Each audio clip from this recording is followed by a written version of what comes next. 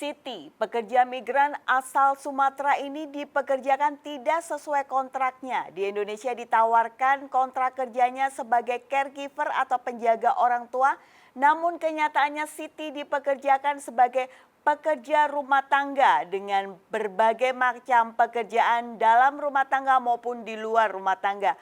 Berikut ini wawancara Siti bersama CNA. Ya, Siti, nama samarannya Mbak saya beri nama Siti. Ya, Mbaknya berasal dari Sumatera, betul Iya, ya? betul. Iya, Mbak Siti bisa diceritakan awal mulanya menjadi pekerja migran Indonesia, memutuskan menjadi pekerja migran Indonesia pada saat itu datang ke Taiwan pada bulan apa, pada tahun berapa, terus sebelumnya bekerja apa di Indonesia sampai memutuskan untuk bekerja sebagai pekerja migran di sini, alasannya kenapa? Silakan. Oke, saya sebelumnya adalah pengajar di salah satu boarding school yang ada di Jawa Barat. Saya bekerja di sana sekitar 3 tahun, dan saya rasa untuk melanjutkan pendidikan lagi, saya butuh untuk kuliah, jenjang kuliah. Dan akhirnya saya berbicara dengan keluarga bagaimana caranya saya mau kuliah lagi, tapi karena orang tua sudah bukan waktunya untuk membiayai anak lagi dan sudah lanjut usia, akhirnya saya memutar otak bagaimana caranya saya berkuliah tapi tidak merepotkan orang tua. Dan setelah saya pikir-pikir, oh ternyata paling mentok udah paling ujung jalannya ya menjadi pekerja migran. Menjadi pekerja migran itu di tahun 2023 saya berangkat ke PT, tapi mungkin memang ketika di PT pun saya dipekerjakan sebagai admin. Karena di PT itu kebetulan yang bisa menghubungi kementerian itu saya, Kementerian Ketenagakerjaan. Jadi orang PT minta saya untuk menghubungi kayak, kan kalau misalnya kita mau bekerja di Taiwan, kita harus mempunyai akun namanya Siap Kerja. Nah, hubungan antara Siap Kerja itu dari saya ke kementerian, karena orang PT sibuk semua. Dari situ, saya di PT lumayan lama, 10 bulan, karena memang saya selama 6 bulan saya di kantornya, tidak belajar Mandarin, saya tidak belajar seperti yang lainnya. Di bulan 10 saya ditawarkan pekerjaan, yaitu jaga ama struk sebelah, dan keterangannya saya membantu mencuci piring di restoran selama 2 jam. Karena saya juga sudah 10 bulan, sudah kayaknya ya gimana lagi ya, mungkin ini jalannya. Akhirnya saya terima, sampai akhirnya saya tiba di Taiwan tanggal 25 Maret. Saya sudah sangat deg-degan juga ini, tanggal 27 Maret saya sampai di rumah majikan. Semuanya dikasih tahu, saya harus jaga anak umur 10 tahun, saya harus jaga nenek umur 80 tahun, dan saya juga harus bersih-bersih 4 lantai. Itu setiap hari, harus dilap satu persatu, harus disapu, dipel, dan dindingnya pun harus dilap juga. Ya, seperti itu. Jadi dari pagi, saya itu bangun jam 6 pagi, saya siapkan sarapan untuk anaknya, anjing-anjingnya, nenek, dan saya. Karena majikan sudah ke restoran. Dari pagi saya bersih-bersih dari lantai 4 sampai lantai 1. Setelah itu saya biasanya selesai di setengah 12. Setengah 12 saya siapkan makan untuk saya dan nenek karena anaknya sekolah. Setelah saya siapkan makan, saya nggak istirahat karena saya ke restoran. Saya kira di restoran itu saya hanya mencuci piring sebagaimana di surat job. Ternyata saya harus membersihkan semua restoran, saya harus mengupas lobak karena memang itu restorannya restoran khas Cina. Jadi makanan-makanan yang khas jadul gitu ya. Saya memotong lobak itu ada sekitar 12 biji yang besar-besar, dan saya harus menyuci semua panci, semua lantai harus disikat, tidak sesuai yang tertera di surat job. Jadi dari situ saya berpikir selama 2 minggu saya di sana, saya sudah berpikir ini yang tidak beres bukan pekerjanya, tapi memang majikannya. Dari situ saya mencari kontak. Saya sering curhat di Facebook dengan akun fake juga. Saya cari tahu bagaimana caranya saya bisa keluar dari sini, tapi dengan cara yang baik-baik juga. Bukan yang istilahnya kayak kabur, saya ngomong tidak betah lah inilah. Karena saya cuma pengen orang-orang itu tahu, dan agent juga tahu, bahwa majikan inilah yang kurang baik gitu. Karena sebelum saya, majikan ada ngambil orang PT, orang yang satu PT dengan saya, itu pun tidak betah.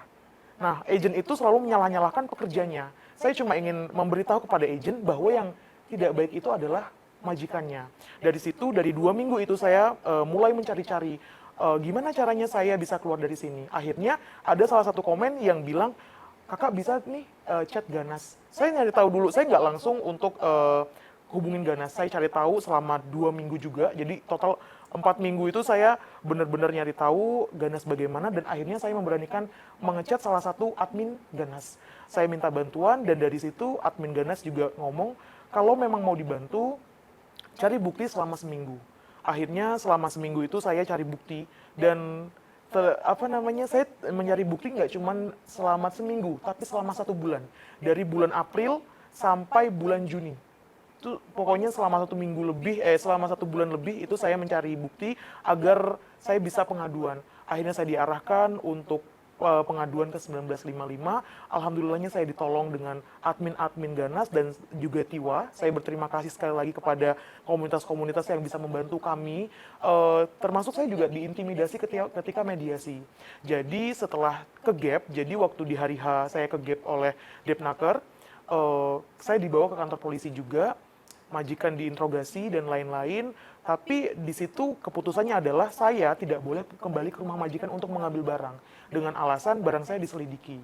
Saya fine-fine aja karena saya rasa saya tidak pernah melakukan hal buruk di rumah majikan. Tapi setelah seminggu saya kan dari kantor polisi langsung ke Tiwa, shelter Tiwa. Setelah seminggu ada mediasi, saya waktu datang bersama salah satu stafnya Tiwa. Waktu sampai di rumah majikan, saya disambut dengan penerjemah saya dan juga agensi. Dan mereka langsung memasang kamera untuk merekam saya. Dari situ saya sudah mengira ini ada yang aneh. Karena mereka mau merekam saya, gerak-gerik saya di rumah itu direkam. Maksud saya kalau memang barang-barang saya mau dicek, nunggu saya turun ke lantai bawah karena koper ada di lantai 2. Mereka mengikuti saya, oke. Semuanya saya ikutin, sampai akhirnya saya disuruh buka semua barang-barang saya. Saya ikutin semua kecuali memang ada satu kotak obat yang itu tidak pernah saya buka karena saya tidak pernah sakit. Ada bedak herosin, ada balsem dan lain-lain. Tapi saya dipaksa untuk buka. Waktu saya buka itu ada emas nenek dan emasnya anaknya. Ditaruh di situ. Dan saya dipaksa untuk mengaku, saya bilang saya tidak akan pernah mengaku karena saya tidak mengambilnya. Akhirnya penerjemah bilang sama saya dikasih 2 pilihan. Yang pertama, saya mengakui kesalahan itu, mencuri barang itu dan tidak ditindaklanjut ke polisi. Yang kedua, ya kalau saya tidak mengaku, itu akan dilanjutkan ke polisi. Saya bilang lanjutkan sampai pengadilan pun saya berani, saya bilang kayak gitu. Akhirnya polisi juga didatangkan, waktu itu didatangkan oleh majikan, dan majikan bilang mau melaporkan saya atas tindakan kriminal. Tapi waktu polisi minta rekaman CCTV, majikannya tidak mau. Dengan alasan katanya, saya tidak tahu kapan dia ngambilnya. Karena selama 3 bulan, masa saya harus ngecek CCTV satu persatu? Akhirnya dari situlah majikan tidak mau melaporkan lagi. Akhirnya ditutup kasus itu. Jadi menurut saya ya untuk teman-teman yang memang mau kerja di Taiwan, mungkin bisa dicek lagi job-jobnya. Karena yang disebutkan biasanya juga tidak sesuai. Walaupun memang sudah terang-terangan, oh kamu kerja di restoran, kamu jaga anak, kamu jaga ini, jaga itu, tapi enak kok di sana gitu. Ternyata ya nggak sama sekali begitu. Jadi pekerjaannya selama ini kalau untuk tertulis di kontrak itu adalah menjaga orang tua berusia 80 tahun Iya. dan juga bekerja di restoran selama 2 jam setiap hari. Iya betul. Tapi kenyataannya tidak seperti itu Tidak, ya. tidak seperti itu. Ya, bagaimana pada saat pertama kali kerja terus kenyataannya harus melakukan semuanya. Jadi untuk memandikan, merawat anjing, merawat anak juga ya. Dan juga untuk ke restoran tidak 2 jam sehari tapi berjam-jam ya. Betul, dalam betul. Apakah ada waktu istirahat yang diberikan pada saat itu dan apakah ada diberikan waktu libur juga? Untuk libur itu sudah dituliskan bahwa saya boleh libur di hari Senin. Karena memang kan kalau di restoran-restoran Taiwan itu liburnya hari Senin. Dan ketika saya mau mengajukan libur, saya harus membersihkan 4 lantai secara bersih. Itu bersih, harus bersih. Dan saya boleh libur. Tapi setelah saya pikir-pikir, saya sangat lelah selama seminggu. Untuk apa saya libur? Jadi saya rasa saya tidak perlu libur. Dan ketika saya pertama kali kerja seperti itu, yang saya pikirkan adalah, kok bisa pekerjaan sebanyak ini, tuntutan sebanyak ini, itu dilimpahkan kepada satu orang yang istilahnya saya non, untuk bahasa pun saya non. Jadi saya sangat kaget ketika dipekerjakan seperti itu, dan tuntutan yang sangat banyak, walaupun memang saya tidak diminta masak ya, tapi menurut saya itu sangat-sangat lelah, karena saya hanya diberikan istirahat itu dari setengah 11 malam sampai jam 6 pagi. Dan total saya bekerja itu 16 jam setengah, dari jam 6 pagi sampai setengah 11 malam. Tidak ada istirahat sama sekali. Tidak ada istirahat sama Tidak. sekali ya. Jadi jam setengah 11 selesai bekerja sampai jam 6 pagi. Iya, betul. Non-stop ya. Non-stop. Jadi selama ini Anda tidak mengambil waktu libur sama sekali? Tidak ada waktu libur. Nah, yang memutuskan Anda dengan keberanian Anda kan sudah selama mulai bulan April ya, Iya. mulai bulan Maret ya, Iya, maaf ya, betul. mulai bulan Maret sampai pada akhirnya dilaporkan bulan Juni. Nah, dalam beberapa bulan ini akhirnya Anda memutuskan untuk melapor, itu bagaimana? Apakah ada merasa capek atau merasa seperti apa, ada tekanan-tekanan batin atau apa, akhirnya pada saat akhirnya Anda memutuskan untuk lapor setelah 3 bulan? Ya, mungkin kenapa saya bisa akhirnya harus melapor, karena yang pertama kerjaan makin lama makin tidak masuk akal. Makin tidak masuk akal yang harus mengelap dinding sampai bersih, harus mengelap apapun yang ada di sekitar gitu. Dan saya selama di sana 3 bulan itu digigit anjing sebanyak 5 kali. Sekali gigitan itu ada 18 gigitan, ini masih ada gigitannya. Dan menurut saya jika pekerjaan ini semakin lama saya kerjakan, maka masalah akan semakin nambah. Jadi menurut saya mau meminimalisir bagaimana caranya saya tetap bekerja dengan badan yang sehat. Saya tidak mau ketika pulang ke Indonesia saya sakit, dan maksudnya banyak keluhan-keluhan ketika sudah pulang ke Indonesia. Jadi saya rasa 3 bulan sudah sangat cukup untuk bekerja di tempat yang seperti itu. Akhirnya saya memberanikan, walaupun memang saya yakin ketika saya akan melaporkan tidak hanya majikan yang membenci, agen, PT, dan teman-teman yang hanya tahu cerita saya tentang sebelah saja, pasti mereka akan membenci. Jadi ya saya sudah berani untuk mengambil resiko itu, dan Ganas Tiwa pun mereka selalu mensupport saya. Kamu harus berani, karena jika saya tidak berani, bagaimana nantinya nasib saya, bagaimana nanti nasib badan saya, begitu. Jadi memang sangat-sangat melelahkan sekali 3 bulan di sana. Ya, jadi Anda melaporkan karena Anda sudah lelah ya? Wah, sangat-sangat lelah. Ya, bagaimana dengan respon agensi kalau sudah melaporkan ya, seperti tadi Anda ternyata dituduh. Bagaimana pada saat itu Anda kembali lagi ke rumah terus dituduh mencuri, bagaimana perasaan Anda pada saat itu? Saya sangat siap ketika waktu mediasi saya sudah bilang dengan salah satu staf, saya bilang majikan saya ini bukan orang yang bodoh. Dia orang yang pintar sekali mempermainkan drama. Jadi ketika saya sudah mulai untuk drama, maksudnya pengaduan itu, dia akan membuat drama yang lebih-lebih lagi. Jadi ketika saya dituduh mencuri, itu saya langsung mengelak berkali-kali, walaupun agent bilang sama saya, kamu harusnya minta maaf sama majikan, karena kamu melakukan hal sebodoh ini. Terus penerjemah pun bilang sama saya, kamu itu sudah ketahuan, sudah ketangkap basah, barang berharga itu ada di koper, kenapa kamu nggak mau minta maaf? Saya bilang, tanya dong sama yang naruh, kenapa nanya sama saya? Cek dong CCTV, kenapa nanya sama saya? Seperti itu. Jadi waktu itu sangat-sangat sengit dan alot ya, waktu mediasi itu, karena ada 3 polisi, 1 penerjemah, 1 agensi, dan saya serta stafnya juga. Seperti itu. Jadi benar-benar menurut saya itu pengalaman yang sangat berharga. Untuk teman-teman pokoknya ya tetap semangat untuk bekerja di Taiwan.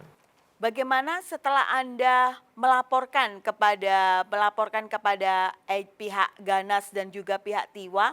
Nah, apakah Anda ada intimidasi tertentu dari agensi dan juga majikan selain seperti dituduh untuk mencuri? Dan saat ini Anda tinggal di mana? Untuk saat ini saya tinggal di shelter Tiwa, dan apakah ada intimidasi atau tidak, saya dari awal tidak pernah melaporkan apapun kepada agensi. Jadi agensi pun kaget ketika saya melapor ke 1955. Kenapa saya tidak pernah mau berhubungan dengan agensi juga? Karena saya rasa seperti teman-teman sebelum saya juga, ketika mereka menghubungi agensi, tidak semua agensi ya, tapi beberapa agensi ketika kita meminta tolong, mereka itu bukannya memberikan respon yang baik atau malah menolong, tapi mereka malah hanya mengucapkan, yang sabar ya, ini ujian. Yang sabar ya, nanti pasti bakal terbiasa. Jadi menurut saya untuk bekerja di situ, dan saya tidak mau untuk terlalu banyak mengeluh kepada agensi dan hanya direspon sabar-sabar. Akhirnya saya diam-diam itu langsung menelpon 1955. Jadi tidak ada intimidasi sama sekali. Saya diintimidasi ketika mediasi saja. Dan setelah itu tidak ada. Dan harapan Anda, apa harapan Anda ke depannya? Apakah Anda ingin tetap bekerja di Taiwan, di sektor yang domestic worker, tapi yang seperti apa harapan Anda? Menurut saya pekerjaan domestic worker yang saya mau adalah yang seperti di undang-undang, seperti ya kerja sesuai jamnya, dan karena caregiver, saya kan caregiver ya saya menjaga lansia gitu, tidak menjaga semuanya karena itu pekerjaan bukan untuk satu orang tapi banyak orang. Jadi saya harap untuk pekerjaan selanjutnya saya hanya minta untuk jamnya jelas. Itu saja. Saya tidak minta muluk-muluk ini itu tidak, tapi jamnya jelas. Karena kita manusia juga butuh istirahat. Seperti itu. Apakah Anda saat ini sedang dikembalikan ke pihak agensi, sedang menunggu ada job baru dari agensi, ataukah pindah agensi, ataukah seperti apa? Dari mediasi, saya sudah putus kontrak majikan dan juga putus agensi. Jadi sekarang saya tinggal nunggu permit dan saya akan mencari agensi baru seperti itu. Oke, terima kasih banyak Mbak Siti untuk wawancaranya dengan CNA.